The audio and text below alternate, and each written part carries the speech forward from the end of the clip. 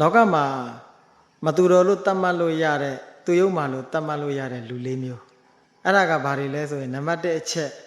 ပေးမှကမ်းမှချစ်တတ်ခင်တတ်မေတ္တာထားတတ်တဲ့လူမျိုးနံပါတ်2အချက်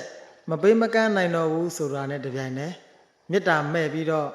မုန်းတီးပြီးတော့ရန်ညိုးဖွဲ့တတ်တဲ့လူမျိုးနံပါတ်3အချက်ဘလောက်ပဲပေးကမ်းရက်ရောဘလောက်ပဲပြုပြင်ပေးကျေးဇူးမသိတဲ့အပြင်ကျေးဇူးကမ်းပြီးတော့စော်ကားတတ်တဲ့လူမျိုးနံပါတ်4အချက်သူများကကိုယ့်ကိုပေးတာကမ်းတာထောက်ပံ့ပေးနေတာပြုစုပေးနေတာအယောင်တင်ပေးလို့ကိုကဘဝလှနေတာတောင်မှဘလို့တွေးသလဲလို့မေးရင်ငါရဲ့ဘုံကံကြောင့်ငါရတာပဲငါကံနဲ့ကဖြစ်တာပဲသူ့မှာပေးရမဲ့ဝတ်တရားရှိလို့သူပေးတာပဲဆိုပြီးတော့မှကိုအထင်ကြီးတတ်တဲ့လူမျိုး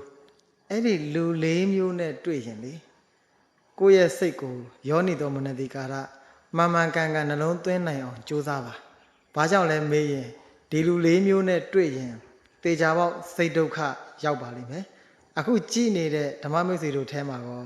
ဒီလိုလူမျိုးတွေနဲ့တွေ့လို့စိတ်ဒုက္ခရောက်ဖူးကြတယ်မို့လား။နှလုံးစိတ်ဝမ်းငြိမ်းချမ်းကြပါစေ။